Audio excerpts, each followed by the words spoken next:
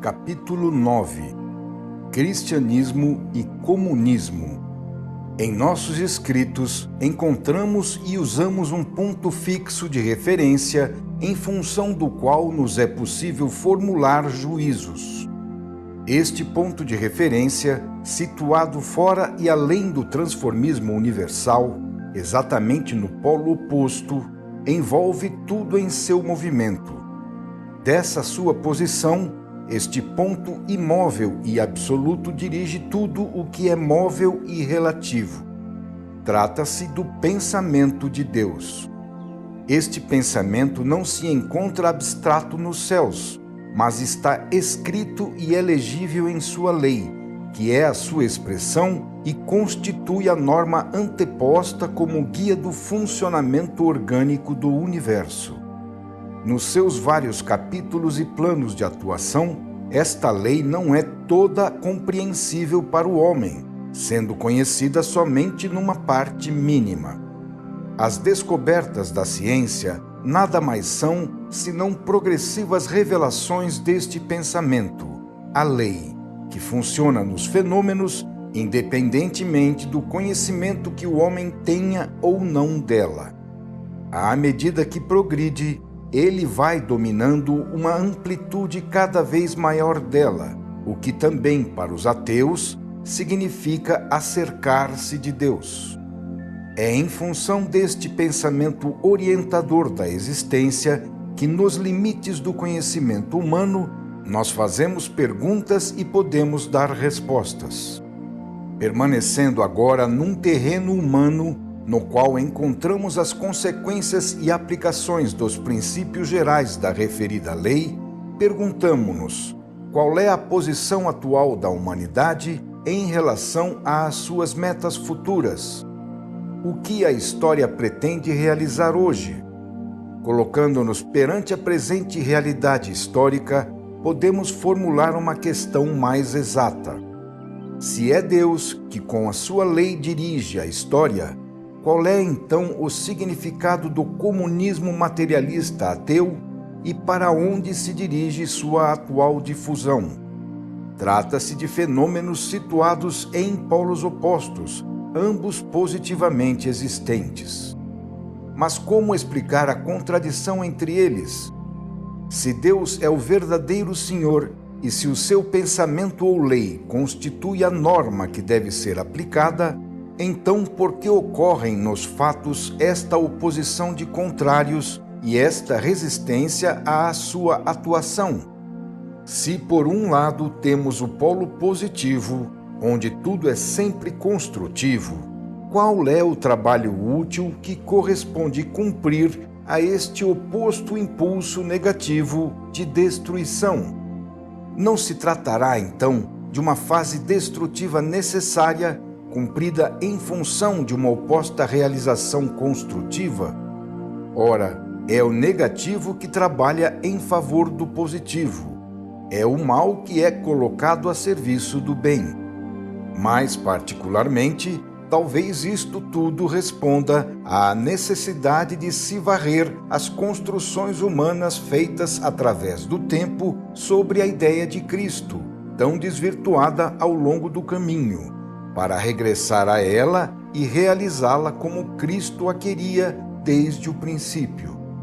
Nas revoluções, a fase destrutiva é necessária para nos libertarmos do que é velho, pois este ocupa o terreno sobre o qual se pode construir mais em direção ao alto, sendo ela o natural precedente de uma sucessiva fase construtiva para alcançar posições evolutivamente mais avançadas. Isto é o que normalmente vemos suceder nas revoluções, usadas pela vida como método normal de renovação. Então, o comunismo poderia ter uma função histórica construtiva, inclusive no mais amplo sentido cristão.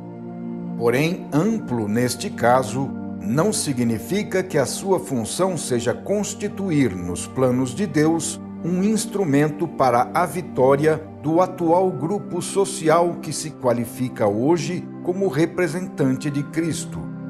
Trata-se, isto sim, do triunfo da ideia de Cristo, a qual pode se desvincular dos seus atuais representantes quando estes não lhe sirvam mais, porquanto nos planos de Deus o que importa é o avanço daquela ideia, e não os interesses e a sobrevivência destes. Quando eles não cumprem mais a função que lhes justifica a existência perante a vida, sua liquidação pode ser automática, pois torna-se indispensável para o progresso, sendo fenômeno biológico normal ao se verificarem tais condições. Podem formar-se, então, outros grupos, compostos de homens novos, sendo possível utilizar-se a mesma organização atual, mas com homens renovados no seu espírito, selecionados na luta, purificados pela dor e, por isto, levados a representar Cristo não só na forma, mas também na substância. Trata-se de uma posição totalmente diferente, porquanto a atividade e o centro de interesses deve passar do exterior ao interior, da aparência à substância, da exterior realidade do mundo à interior realidade do espírito. Qual poderia ser então, mais exatamente, de um ponto de vista cristão, a função do comunismo? Se o Evangelho, que sustenta a justiça social, não foi aplicado até hoje, senão em mínima parcela, por razões de imaturidade da raça humana, tanto de governantes como de governados. E se Cristo não pôde ter sofrido para ensinar em vão, então a vida, que o homem não pode deter, é levada a confiar a outro, fora do atual cristianismo, a tarefa de realizar, com outros meios e de outra forma, esse programa, lançado há 2000 anos e ainda não realizado pelos cristãos.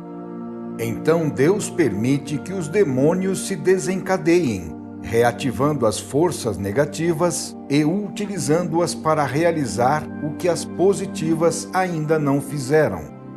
A princípio, o desenvolvimento histórico não estava ainda maduro para esta reforma, e Deus permitiu que o cristianismo dormisse no cômodo leito das adaptações humanas. Mas agora chegou-se a uma curva do caminho da evolução em que é necessário despertar, mover-se e caminhar. A função histórica do comunismo pode ser precisamente despertar os adormecidos para tirá-los do leito das suas comodidades, tarefa que deve ser realizada à força, porque o mundo organizou-se na defesa das suas velhas posições de comodismo e resiste, não se dispondo a renunciar a elas. Eis então que para abrir caminho é necessária a força, coisa que o cristianismo não pode usar e que agora vem em sua ajuda numa hora decisiva, quando depois de 2000 anos o sistema apenas da bondade deu prova de não ser suficiente para transformar o mundo em sentido evangélico.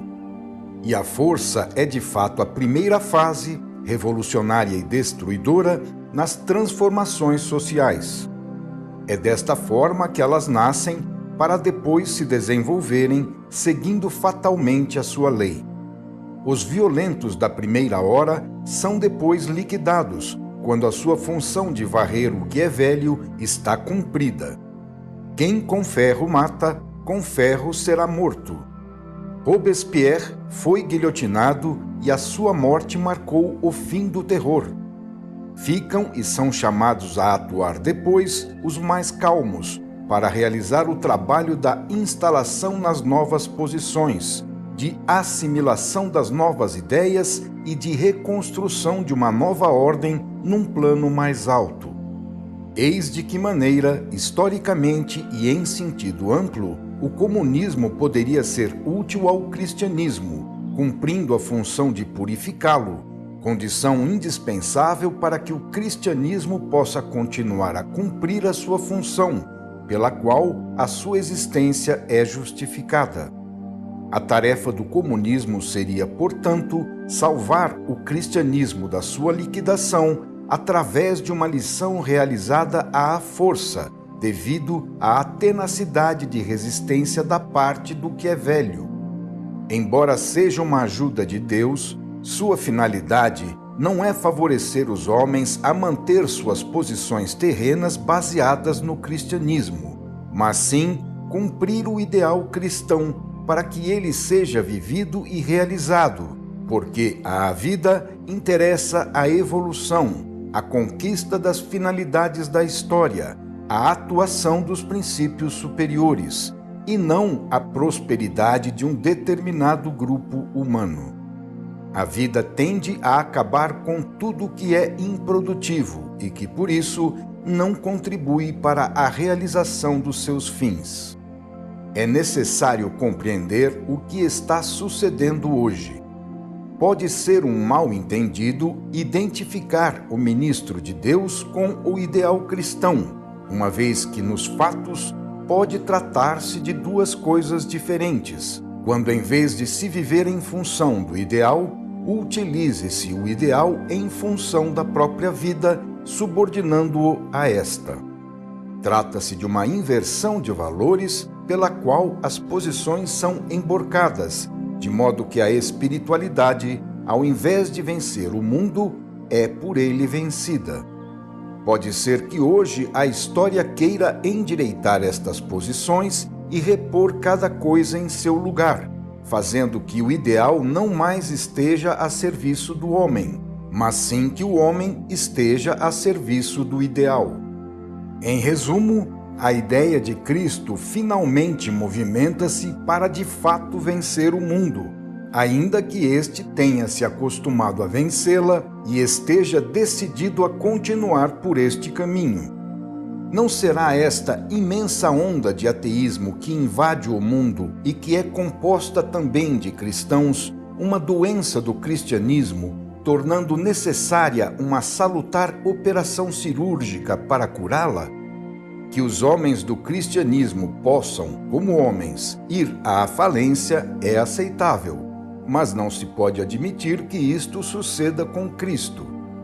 É lógico que para eles, quando se separam da primeira fonte de vida espiritual e ficam sozinhos no mundo inimigo, não haja mais remédio.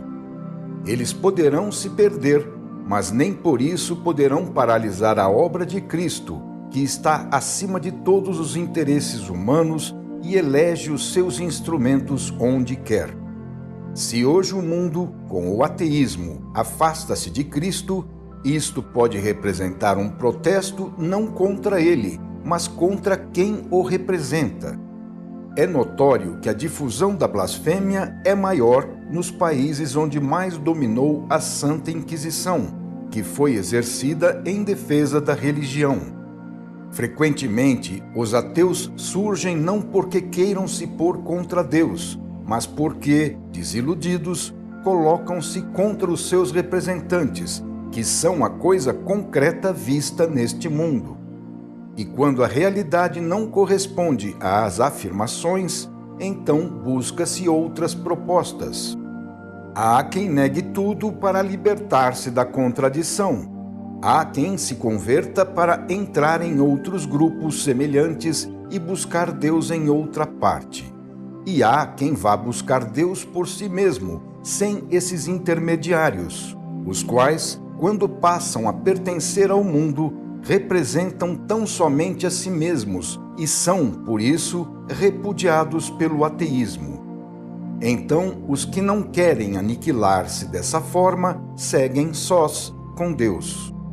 A luta é entre os homens e não contra Deus, porque ninguém pode ter interesse em lutar contra quem está fora do mundo, tão longínquo, invisível e inalcançável. A revolta pode nascer só de uma rivalidade entre semelhantes, por um prejuízo recebido, o que é absurdo em relação a Deus. Para convencer, é necessário estar convencido, assim como para estabelecer a fé, é necessário primeiro tê-la dentro de si, crendo a sério, com fatos e não só com palavras. A pregação que não corresponde à realidade da vida não persuade, tornando-se hábito escutá-la apenas como uma bela apresentação.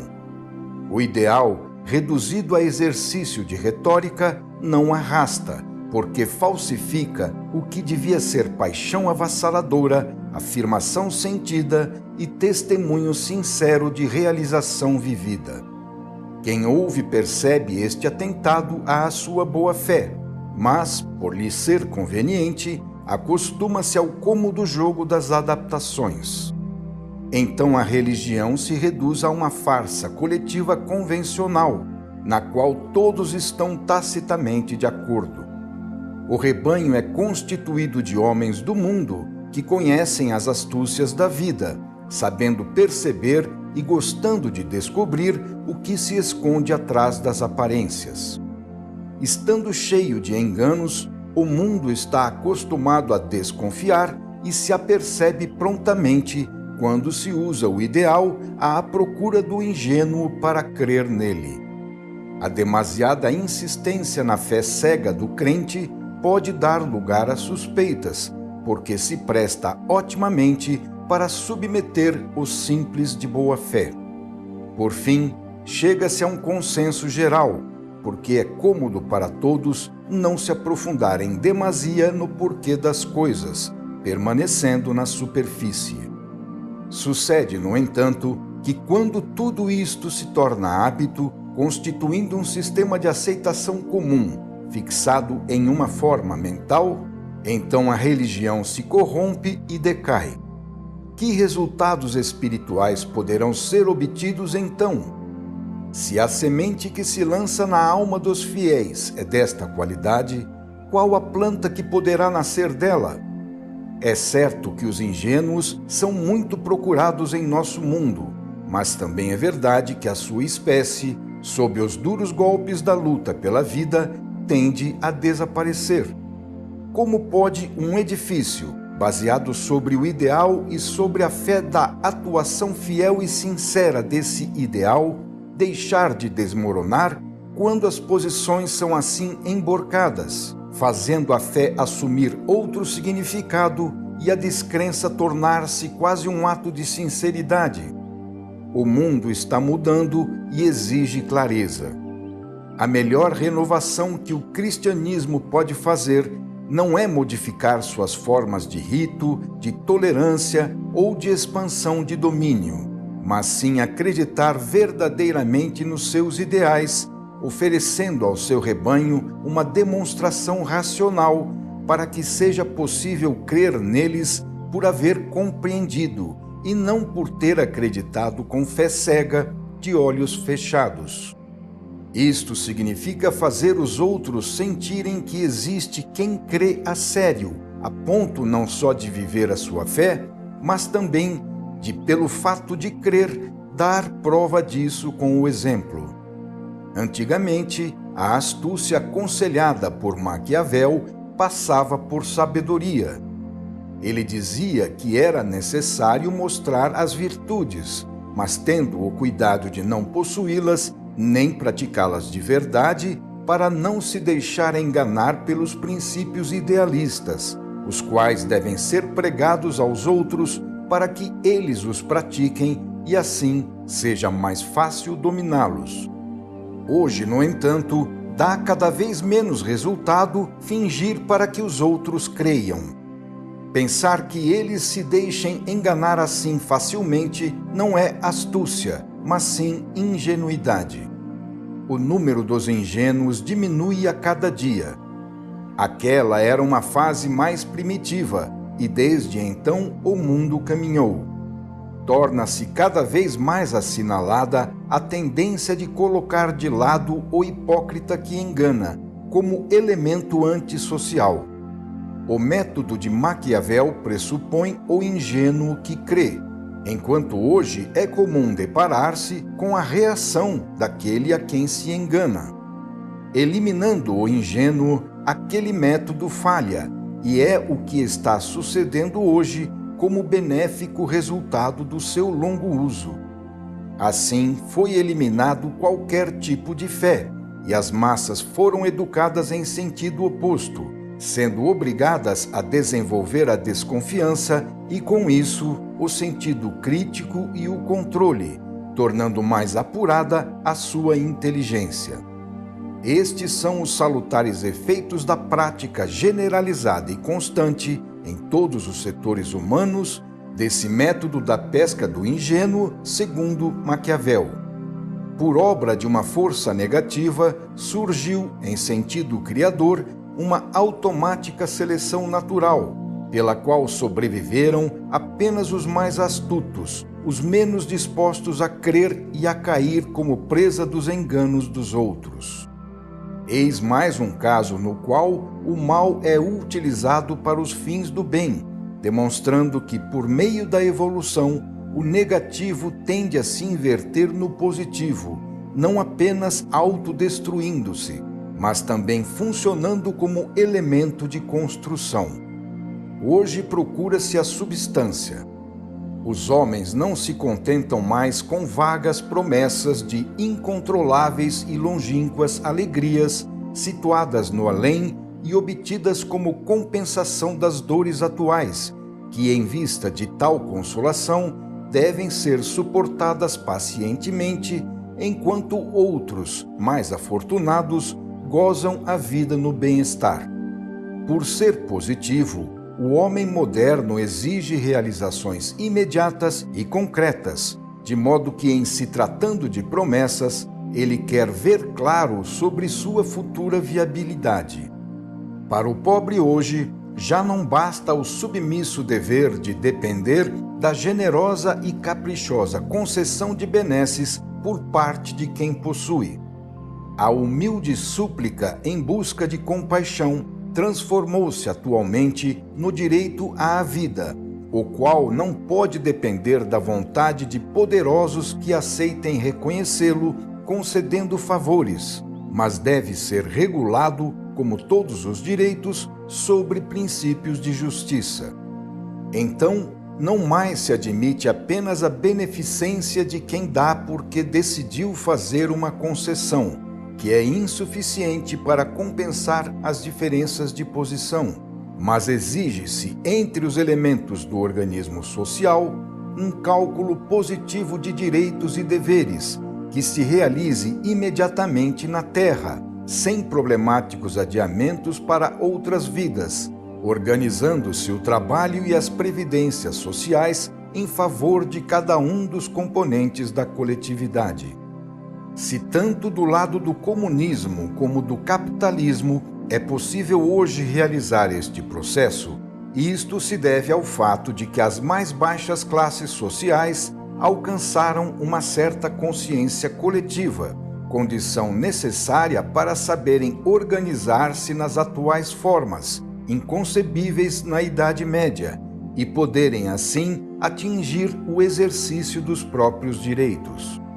Esta é a forma pela qual a humanidade desperta, organiza-se e coletiviza-se em mais equilibradas formas de justiça social. Logicamente, se o mundo fosse mais evoluído, não teria sido necessário o assalto revolucionário comunista para que ele decidisse iniciar esta nova ordem de ideias. O que representa, portanto, na evolução da vida, o fenômeno comunismo? O que ele significa no pensamento de Deus, do qual nenhum fenômeno pode escapar e o qual, estando presente também neste caso e momento, estabelece a direção da história? Em que posição encontra-se este acontecimento perante o caso de Cristo, muito mais vasto e importante? Estará ele talvez incluído neste caso maior, constituindo uma fase transitória do seu desenvolvimento? Por caminhos tão diferentes, com métodos e movimentos opostos, que parecem querer anular-se reciprocamente, não quererão eles levar a humanidade ao mesmo ponto? Seria esta uma luta entre dois inimigos inconciliáveis para se destruírem, ou, pelo contrário, uma inconsciente colaboração para realizar a mesma construção? não estaria o comunismo ateu trabalhando sem saber para realizar os grandes desígnios de Deus ignorados por ele, varrendo com tudo aquilo que em nome de Cristo foi feito para os interesses humanos? Qual é, então, em última análise, a verdadeira função do comunismo? Não se pode contestar a sua expansão, sendo necessário explicá-la.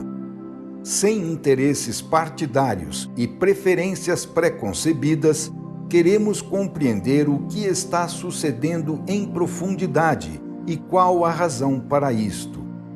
Admita-se ou negue-se a existência de Deus, resta o fato de que a vida, e com ela a história, encontra-se dirigida por uma inteligência. Constatamos a existência de uma lei que para todos, crentes ou ateus, reage contra o erro e o corrige, obrigando-nos com a dor a reconstruir a ordem violada. Quem conhece as leis da vida sabe que um afastamento do reto caminho da evolução é submetido a um processo de retificação. Em termos religiosos, afirma-se que, abre aspas, é a mão de Deus fazendo justiça, fecha aspas. Em termos racionais, pode-se dizer que, abre aspas, trata-se de um movimento de forças imponderáveis encarregado de restabelecer os equilíbrios alterados, fecha aspas. Neste caso, as forças do mal, que são particularmente adequadas a uma ação agressiva e destrutiva, entram em ação espontaneamente, pois têm a mesma natureza negativa daqueles impulsos reativos. No plano físico, isto se repete no caso de um organismo deteriorado, contra o qual a vida lança a doença para provar a sua resistência, obrigando-o assim a lutar e, com isso, a desenvolver suas qualidades sãs e vitais, ou então para liquidá-lo, caso ele não seja capaz de resistir por estar demasiado deteriorado. Vemos, portanto, que tais medidas corretivas fazem parte das leis da vida. Considerar que os ateus estejam isentos delas seria como pensar que eles pudessem, por ser incrédulos em matéria de doenças, ficar imunes aos ataques patogênicos contra seu organismo. O ateísmo não outorga imunidade contra as consequências do erro, nem subtrai ninguém às leis da vida. Uma vez cometido o erro, não é possível deter os seus efeitos. As doenças, assim como as revoluções, são tempestades de purificação, constituindo meios de reação contra a deterioração, que corrompe e destrói. No fundo, trata-se de cataclismos vitais com o objetivo de saneamento. A atual crise do mundo é de sinal positivo, pois, em meio à destruição de que é feita, contém também grandes impulsos construtivos. Trata-se de uma crise de morte no que diz respeito ao passado, mas é crise de nascimento em relação ao futuro. Isto é provado pelo fato de que a temperatura psíquica da humanidade está subindo rapidamente. O comunismo é uma das forças que está funcionando dentro do desenvolvimento deste fenômeno, mas é necessário ver em que posição e com que finalidade a cumprir.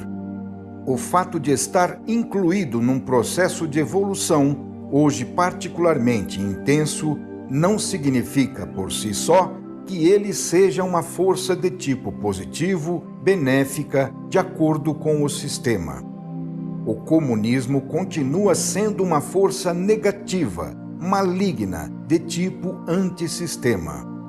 A mente universal, que dirige o percurso da história, utiliza aquela força com uma finalidade de bem, empregando-a para a destruição, mas com um objetivo construtivo. Tal impulso negativo, então, guiado para concluir a sua ação na obtenção de resultados positivos, constitui, em última análise, um mal necessário, cuja finalidade é benéfica. Talvez a função histórica do comunismo também seja provocar uma reação purificadora do cristianismo, obrigando-o a seguir a ideia de Cristo para vivê-la na forma em que, pelas razões anteriormente explicadas, não pôde fazer até hoje. Assim, o cristianismo poderá se tornar cristão. Este seria o verdadeiro triunfo de Cristo, resultado imenso, cujo valor compensa as dores que custará para ser alcançado. Este seria o verdadeiro impulso para a frente no caminho da evolução, com uma redução de poder terreno e uma correspondente conquista de valores espirituais. Este seria o verdadeiro progresso em direção a formas de vida mais elevadas, para civilizar o mundo e transformá-lo em sentido cristão, regressando ao centro do caminho da evolução sobre o qual a vida nos quer reconduzir quando nos perdemos pelas vias do mundo. O comunismo representa um impulso em direção a este endireitamento. Por haver resistência à transformação, é necessário que este impulso seja enérgico, dotado de meios persuasivos, e o comunismo os conhece bem. A luta é grande, porque o cristianismo resiste, procurando conservar a velha ordem, cujas vantagens goza e sobre as quais baseia as suas posições. No entanto, ambos estão fechados dentro do mesmo processo histórico para realizar a mesma obra de construção. O cristianismo possui a ideia e o comunismo tem a força para impor a sua realização. A ideia, por si só, permanece uma abstração fora da realidade. A força, sem a ideia para lhe dirigir a ação, pode ser levada a realizar as piores coisas. A vida produz os opostos e depois os aproxima em posição de complementaridade para fazê-los colaborar, lutando como rivais para alcançar o mesmo fim. Trata-se do processo de colaboração entre opostos complementares, à semelhança do que acontece na luta do casal macho-fêmea, destinado à procriação. Por lei de evolução, é lógico e justificável que no passado, numa primeira fase do seu desenvolvimento, o cristianismo, para chegar até hoje, tenha sido obrigado a aceitar os métodos da época, adaptando-se ao estado involuído da humanidade de então. Mas, pela mesma lei de evolução, é lógico e necessário que hoje, em uma fase mais avançada de seu desenvolvimento e do mundo, o cristianismo desperte e passe de verdade à realização do seu programa, aproveitando a oportunidade e os incitamentos que Deus lhe oferece nessa nova maturidade histórica. Num universo onde tudo está ligado e atua em harmonia, o negativo e o positivo, mal e bem, embora em posições reciprocamente contrárias, trabalham em colaboração, inseridos no mesmo processo bipolar a favor da evolução. Com o tempo, as revoluções acabam por devorar os seus filhos e, com isso, o mal acaba por se eliminar a si mesmo. No entanto, o bem, que o mal com seu esforço emborcado conseguiu estimular, purificando-o e renovando-o, permanece, deixando como resultado para as novas gerações o avanço evolutivo conquistado. Não é algo novo para a vida este método de utilizar tudo num sentido criador, inclusive os elementos destrutivos. Assim, o comunismo, visto em sentido amplo, pode ser entendido como uma reação corretiva por parte da lei de Deus, representando uma tempestade de dor cuja função é despertar o espírito, meta da evolução. Foi dito que, abre aspas, O comunismo está testemunhando os deveres que o cristianismo não cumpriu. Fecha aspas. Mas por que testemunhando? Será que é para, enfim, cumpri-los, ou é somente para ressaltar que eles não foram cumpridos e, assim, sentir-se autorizado a agredir e liquidar quem deveria tê-lo cumprido? De que púlpito parte a pregação? Como pode fazê-la um comunismo que, nos fatos, pratica métodos que estão nos antípodas do Evangelho? Como pode quem tem defeitos condenar os defeitos dos outros?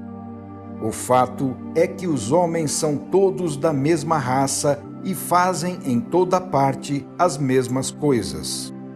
São os fatos e o modo de atuar que revelam, por detrás das palavras e das ideologias, qual é a realidade. Mas se a teoria não corresponde à prática, pois o evangelho comunista mata em nome do ideal, enquanto o evangelho de Cristo induz a se deixar matar pelo ideal, tudo isto significa que, de fato, os dois evangelhos estão nos antípodas, sendo um o contrário do outro. Vê-se, por isso, quanta confiança pode merecer um evangelho comunista camuflado de evangelho cristão. É inútil mudar os termos. Os dois terrenos são completamente diversos. Um é material, o outro é espiritual.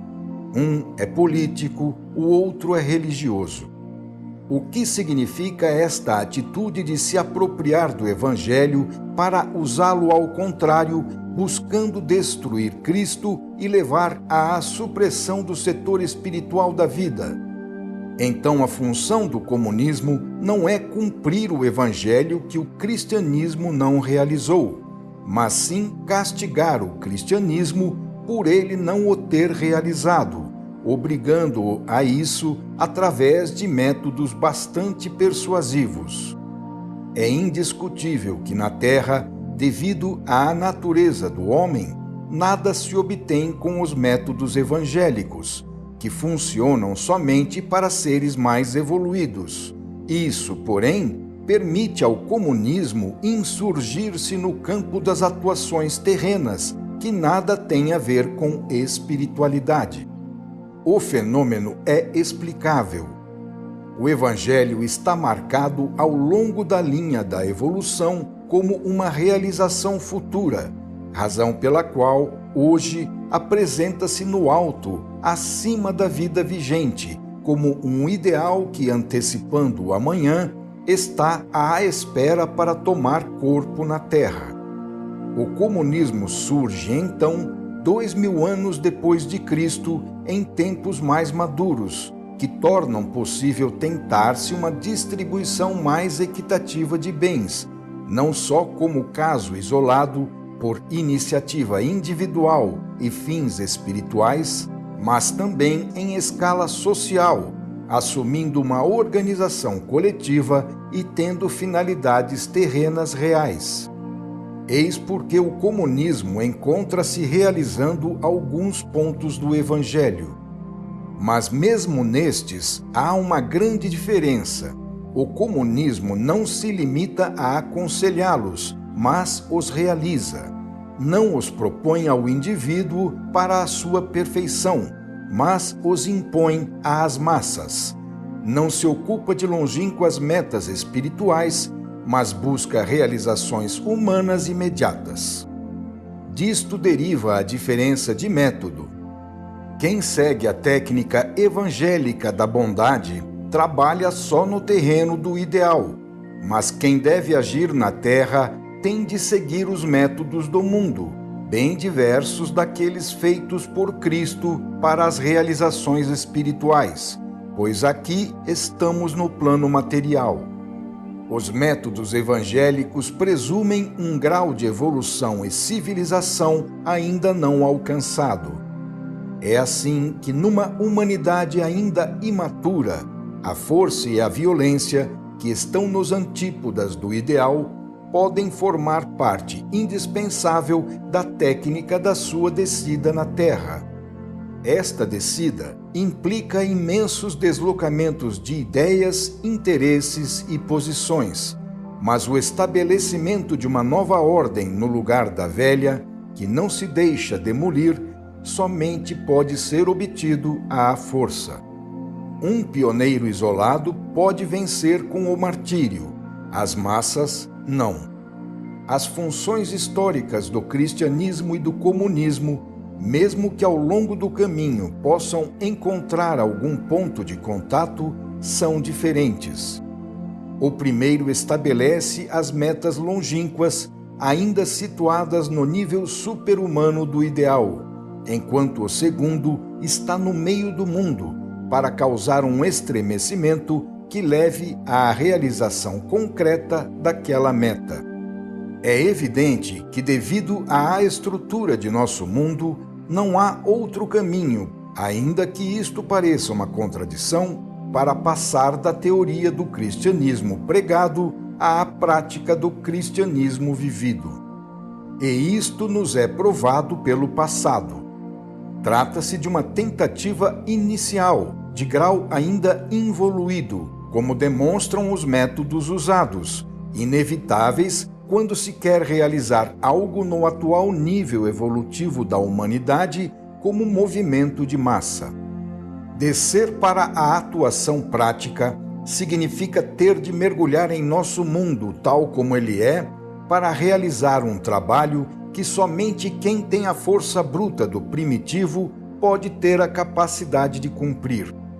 Depois desta nova germinação de impulsos evolutivos, o novo cristianismo, purificado pela tempestade, poderá retomar, sobre a estrada aplainada pelo cilindro compressor de revoluções e guerras, o seu caminho triunfal em direção a Cristo. Este é o fenômeno nas suas grandes linhas. Porém, se olharmos detalhadamente, mais de perto, poderemos ver o que deverá suceder.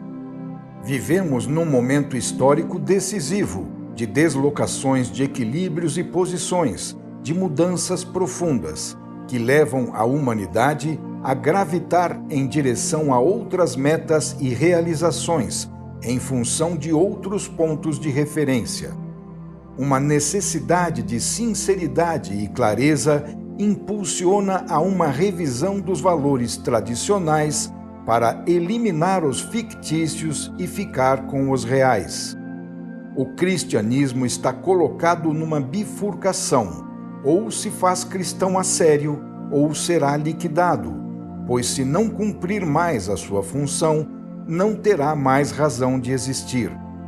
Então, o desenvolvimento do programa evangélico poderá continuar, mas confiado a outros homens, a outros instrumentos, que serão chamados por Deus, adequados à realização daquele ideal que fatalmente se cumprirá. A atuação dos planos de Deus não pode ser limitada aos interesses de uma classe dominante.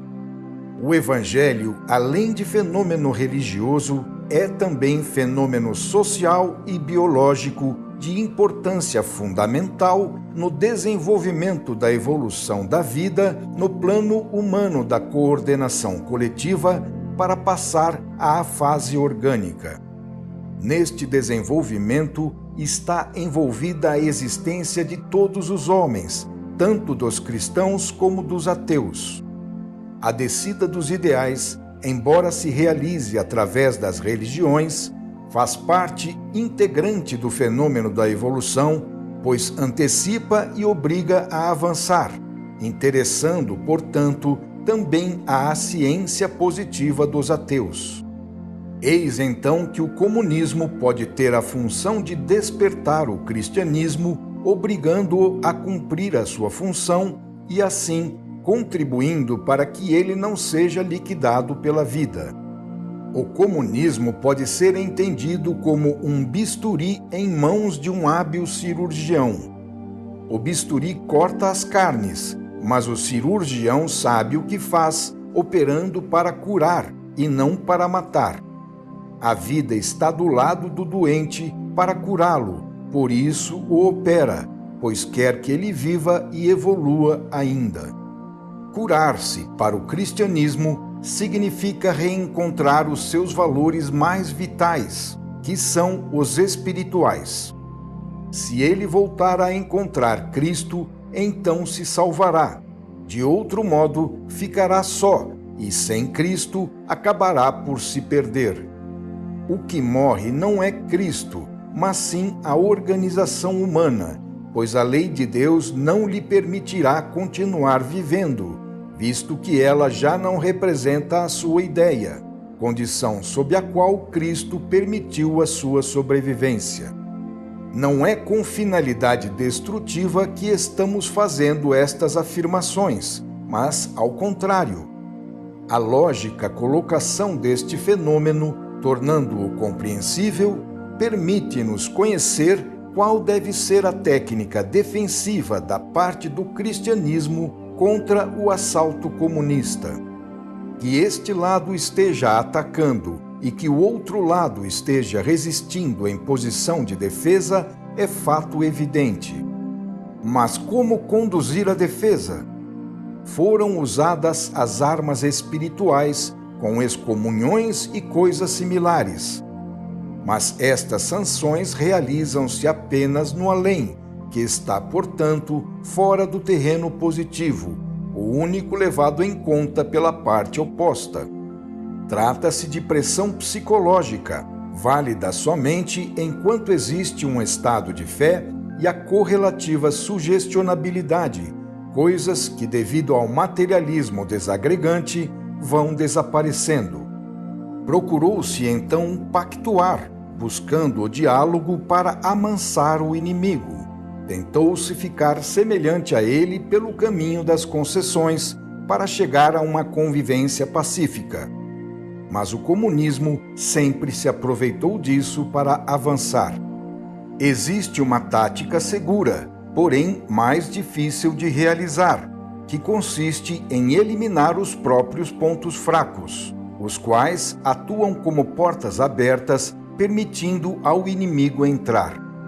O que poderia o comunismo contra a pessoa de Cristo? Nada dele haveria para reprovar nem retirar. Se o cristianismo se tornasse como Cristo, o que poderia lhe objetar o comunismo? Este só pode atacar onde o cristianismo não é como Cristo. Se o cristianismo permanecesse acima do mundo, fora do campo político e econômico, assumindo sua função espiritual, que lhe pertence de direito e constitui um terreno inexistente para o comunismo ateu, as razões para o ataque deixariam de existir. Mas o problema é que, para a maioria dos homens, o terreno espiritual é uma zona inexistente, da qual se foge para não renunciar à vida na sua forma material, que é a única forma na qual ele a consegue conceber. Mas já vimos como o cristianismo adaptou-se ao mundo, assumindo seu respectivo modo de viver e, portanto, chocando-se com o comunismo no terreno onde este quer imperar. No entanto, para um organismo de natureza espiritual, como é o cristianismo, não há outro meio de defesa senão permanecer coerente aos princípios básicos da instituição, que representam uma força proveniente de um plano desconhecido pelo comunismo, o espiritual, constituindo, para quem sabe usá-la, uma força tão válida e concreta como as de origem material. Colocar-se no nível do atacante, rebaixando-se a lutar com ele no seu terreno, onde a vitória é do poder econômico, da astúcia, das alianças com os poderosos e da diminuta sapiência do mundo, justamente o campo no qual o oponente é forte, não deve mais ser a reação defensiva do cristianismo, que deve, isto sim, elevar-se sobre o comunismo para atuar num plano inacessível ao mundo, utilizando forças que este não conhece e que não lhe obedecem.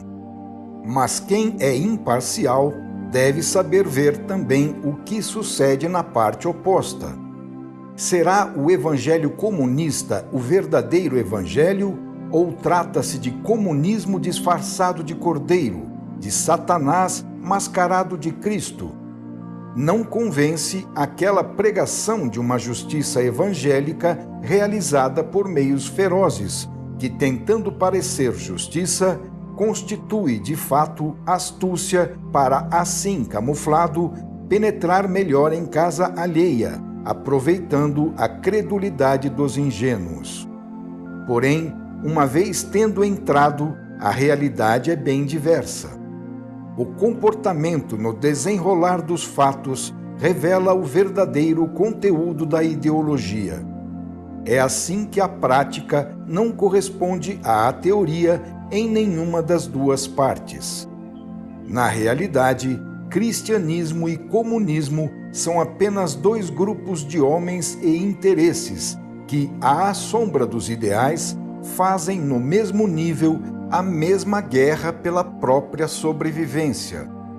Não temos, portanto, como deveria ser, o choque entre dois planos biológicos, um superior e um inferior, entre o ideal e o mundo, entre espírito e matéria, mas sim entre dois grupos substancialmente da mesma natureza, que atuam com os métodos humanos situados no mesmo nível. Uma vez que a luta é travada entre semelhantes e no mesmo terreno, ação e reação são do mesmo tipo. Podemos, assim, explicar a razão pela qual o assalto do comunismo toma também esta forma de engano. Como tínhamos explicado anteriormente, este ataque é devido à reação da lei, que, segundo a inteligência do universo, dirige o funcionamento orgânico do todo.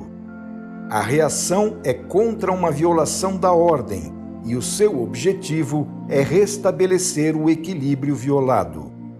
Podemos nos permitir aqui a formulação destas apreciações, uma vez que as deduzimos como consequência de soluções gerais já alcançadas por nós em outro lugar, as quais constituem sua base, autorizando-nos assim a concluir.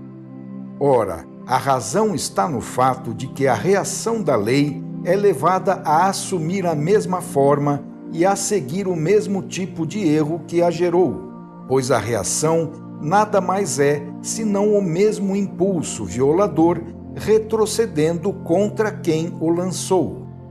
O primeiro e o segundo movimento são simplesmente as duas fases, ida e volta, do percurso realizado pelo mesmo impulso. Causa e efeito não podem deixar de ser da mesma natureza. Quem engana, lança sobre si mesmo o engano. A falsa santidade acaba por fazer aparecer o diabo vestido de santo. Assim, o comunismo é levado a usar a técnica do engano, sendo atraído a isto porque o erro através do qual o cristianismo provocou a reação da lei, cujo instrumento de efetivação foi o comunismo, é do mesmo tipo. Foi o cristianismo que, do seu lado, abriu as portas para o comunismo, oferecendo a ele, com este tipo de ponto fraco e consequente vulnerabilidade, o lugar de menor resistência, onde é mais fácil romper as barreiras e penetrar nas defesas do inimigo. Assim como a força do assalto microbiano está na vulnerabilidade orgânica do indivíduo, a força do comunismo também é dada pelos pontos fracos do cristianismo. Qualquer atacante estuda as brechas que o inimigo oferece para ser atacado. O comunismo descobre e utiliza estes pontos. Nas nações, eles são os governos fracos e corrompidos, a desorganização e a miséria. No caso do cristianismo, um deles é a tradicional simbiose cristianismo-capitalismo, que sai do terreno espiritual, ao qual o comunismo não tem acesso, para entrar no terreno específico deste, que é o terreno econômico. A referida aliança forma o grande grupo das classes dominantes, das pessoas de bem que estão do lado da ordem e das virtudes e devem, portanto, demonstrar que respeitam a ordem e possuem virtudes, sob pena de serem acusadas de falsas, caso não o façam. Então aqueles que mostram tão excelsas qualidades caem nos laços armados por eles mesmos. O seu inimigo exige que eles mantenham a sua palavra e pratiquem nos fatos as virtudes que professam, cobrando que sejam bons, honestos e justos de verdade, porque tudo isto os desarma, debilitando-os na luta, o que agrada à parte oposta, porque facilita a sua vitória contra eles. Fazer a guerra contra um santo que perdoa e se deixa martirizar é mais fácil que fazê-la contra uma fera ou um inimigo bem armado. Se Cristo, em vez das suas legiões de anjos, tivesse empregado legiões de soldados aguerridos, os romanos e os judeus o teriam tratado diversamente.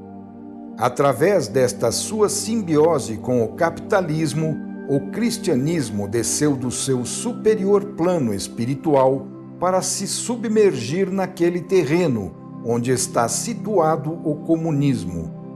É neste nível humano, bem diverso do divino, que tem lugar o choque.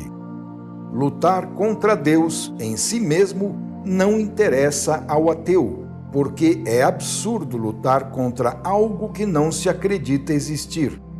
A luta surge quando aparecem na Terra, em forma tangível, homens que, como representantes de Deus, atuam no plano humano. Então a luta do comunismo contra o cristianismo não é entre o homem e Deus, mas sim entre homens.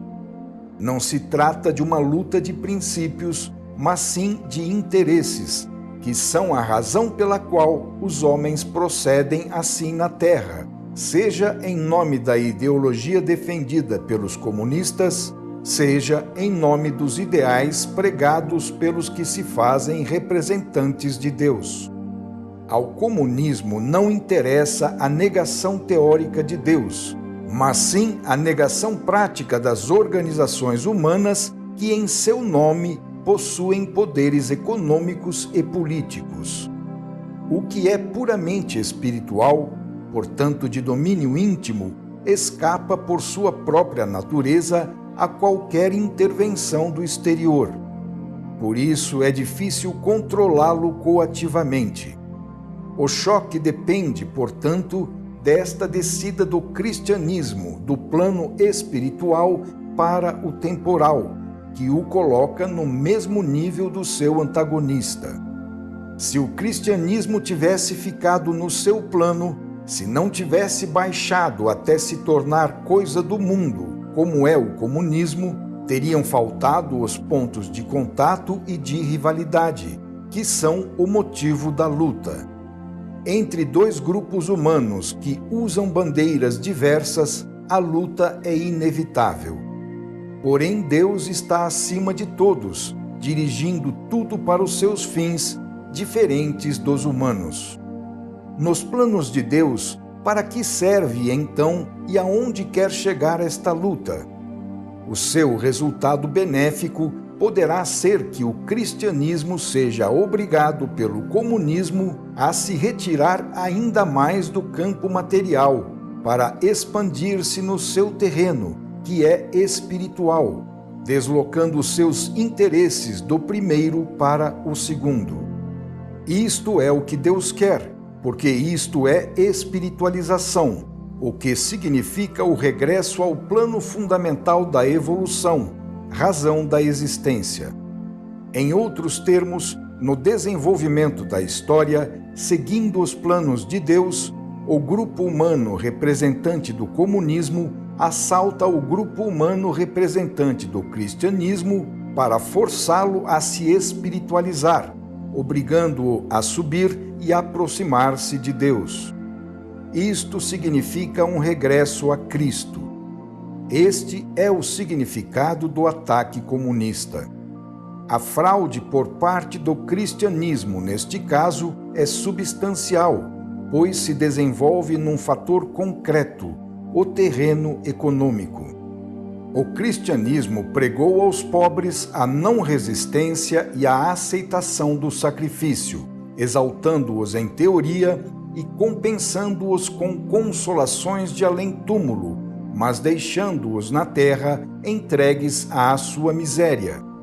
Para salvar seus interesses, aliou-se com os ricos e poderosos da terra, deixando aos deserdados as consolações do céu e a honra de saber sofrer.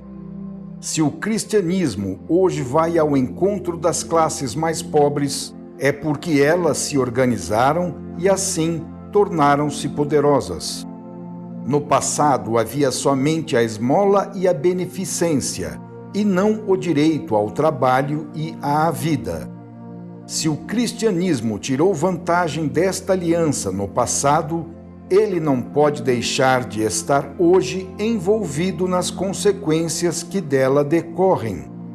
Da formação do binômio cristianismo-capitalismo, inevitavelmente deriva que ambos tenham a mesma sorte. Desde que o primeiro colocou suas raízes na terra como capitalismo, é natural que o comunismo queira eliminá-los ao mesmo tempo, como expressão do mesmo sistema. Hoje, como já explicamos, o pobre não se contenta mais com simples concessões, com as quais é colocado à disposição do arbítrio alheio, mas assenta os seus direitos e os faz valer, exigindo que os outros cumpram com os seus deveres a seu respeito. O cristianismo havia criado a ovelha paciente e submissa, que espera e agradece, mas o comunismo está criando o indivíduo organizado, que discute sobre justiça social e exige a sua aplicação. Mas, por este lado, também não é possível justificar-se a ação comunista, porque a fraude do cristianismo corresponde à fraude do comunismo, que faz alarde da justiça social para melhor penetrar e dominar. Em teoria, o comunismo proclama-se defensor dos deserdados, sublevando-se contra as injustiças do mundo. Mas que benefício deste nivelamento gozam as massas na prática?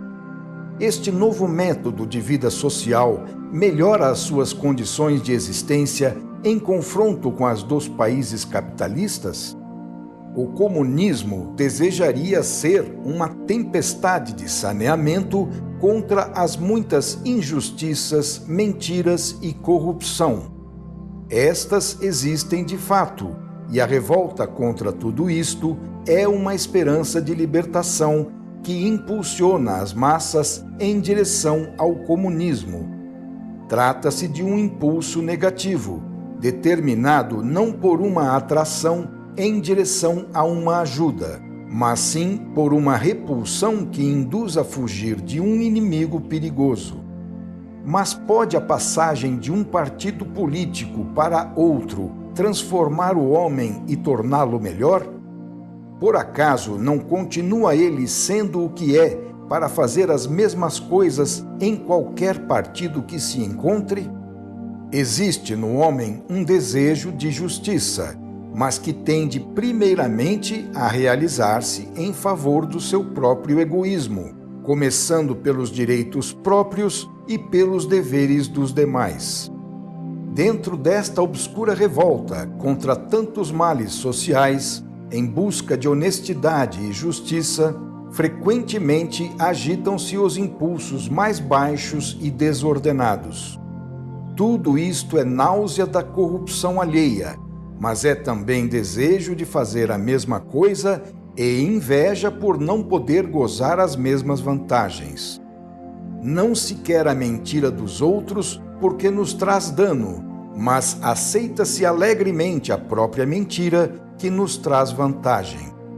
Prefere-se, inclusive, arriscar uma destruição geral na esperança de que na confusão haja individualmente alguma coisa a ganhar. Então, aproveitando-se da palavra justiça, tenta-se de fato mascarar a tentativa de se aproveitar e o desejo de se vingar. O resultado de tudo que observamos, então, é a luta de classes, com o ódio entre elas impulsionando a guerra. Por este caminho, os dois grupos que proclamam o Evangelho chegaram ao seu polo oposto, obtendo ameaças de guerra ao invés de paz, agressividade ao invés de colaboração, ódio ao invés de amor. Assim, o Evangelho foi atraiçoado por ambas as partes, único objetivo no qual os dois inimigos concordam e colaboram. De quem é a culpa? Se o remédio é pior do que a doença e o médico está mais doente que o doente, não será a culpa de ambos? Assim, o mundo tomou um caminho de egoísmos e antagonismos, de destruição e de dor. O mundo está carregado de ódio e arde com o desejo de descarregá-lo sobre alguém.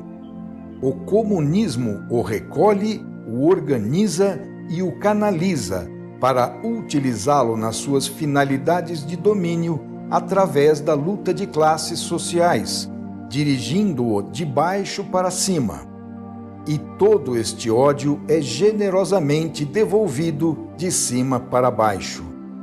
Mas eis que a tão invocada igualdade, embora ainda não tenha sido alcançada no terreno econômico, já foi estabelecida no terreno do egoísmo. Esta cisão entre classes sociais inimigas é chamada de amor evangélico. De ambas as partes, tudo é negativo e involuído. Será que isto é produto do Evangelho de Cristo, ou tudo que se faz no mundo não passa de um emborcamento do Evangelho? A realidade escondida por baixo das palavras e dos ideais é bem diversa e não pode deixar de produzir os seus efeitos. Como resultado de tanto progresso científico, o mundo hoje vive sob o terror de uma guerra atômica e parece que a dor é a única palavra capaz de se fazer compreender em todas as línguas. Então, depois de imensas tempestades destrutivas, os sobreviventes tratarão fraternalmente de se colocarem realmente em acordo, não mais se enganando com palavras. Então poderá aparecer o amor, o Evangelho verdadeiro, vivido a sério. A estrada é longa e nos encontramos apenas no começo da grande curva. Não estamos formulando teorias. Estamos contando uma história em grande parte ainda futura. Se Cristo prometeu o triunfo da sua verdade, esta terá de se afirmar mais cedo ou mais tarde, mesmo que sejam necessárias semelhantes tempestades de dor para vencer a tentativa do homem de deter a evolução e retroceder ao antissistema. Sabemos, porém, que o desencadeamento das forças negativas não pode levar senão à vitória das forças positivas. O resultado de um ataque não é a sua afirmação, mas sim a afirmação da reação que ele provoca. Do ataque comunista, das revoluções e das guerras, poderá surgir um cristianismo purificado. Então Cristo poderá ressurgir no coração dos homens e o seu amor poderá realmente afirmar-se no mundo. Se a culpa do cristianismo foi tornar-se materialista com o mundo, o saneamento que o comunismo e as consequências dele provocarão consistirá em obrigar o cristianismo a espiritualizar-se e apoiar-se exclusivamente em forças espirituais, inacessíveis para os involuídos que não podem usá-las, pois além de não as conhecer, elas não funcionam em suas mãos. Se devido à imaturidade evolutiva do homem, o cristianismo não pôde até agora alcançar uma aproximação maior da espiritualidade, hoje que a humanidade está evoluindo rapidamente, um batismo de dor com o ataque do comunismo pode ser providencial para dar ao cristianismo um impulso para o alto e repor o mundo no caminho da sua progressiva espiritualização. Não se pode culpar o cristianismo de não haver avançado mais do que a humanidade no passado. Mas ele será culpado hoje perante as premências que lhe são lançadas, neste momento historicamente mais adequado para um salto em frente, se não se decidir a ascender. Se a continuação dos velhos sistemas foi justificável no passado, ela já não será mais agora, que a humanidade está saindo do estado de involução ao qual eles estavam condicionados.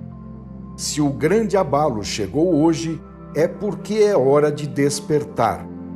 A vida sabe o que ela quer e, para alcançar isso, aplica os impulsos adequados às condições do momento e à capacidade de responder, colocando-os em movimento quando há uma possibilidade de êxito.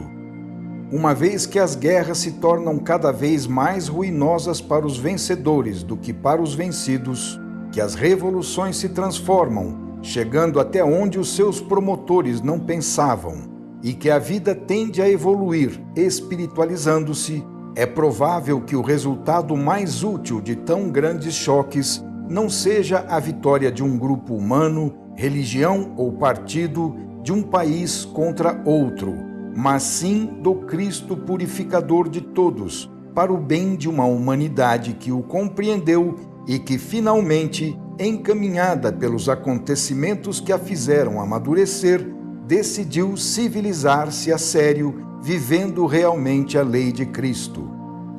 Final do capítulo 9.